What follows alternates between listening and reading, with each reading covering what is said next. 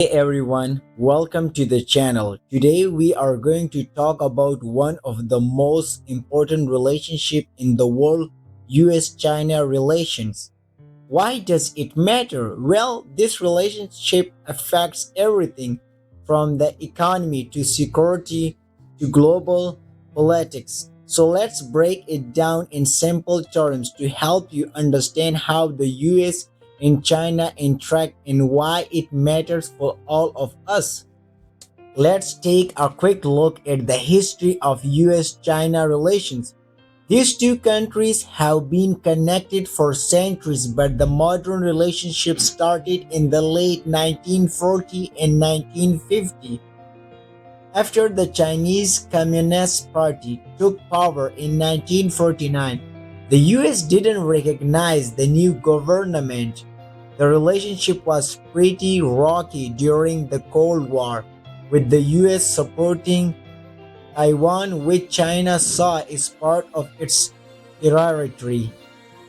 But in the 1970s, things began to change. In 1972, US President Richard Nixon visited China. This visit helped both countries start opening up diplomatic ties. After that, China began to open up its economy, and by the 1980s, it became an important trading partner for the US. Now let's talk about the main issues that shape their relationship today. The first is trade. China became a huge manufacturing hub and the US became one of its biggest customers. But over time, problems started to emerge.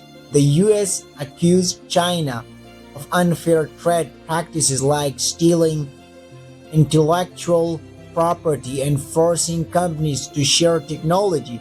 This led to the trade war that began in 2018, where both countries slapped tariffs on each other's goods. The trade war hurt businesses and economies in both countries, but they did make some agreements to reduce tensions. Second issue is military and security. The US and China have very different views on military power.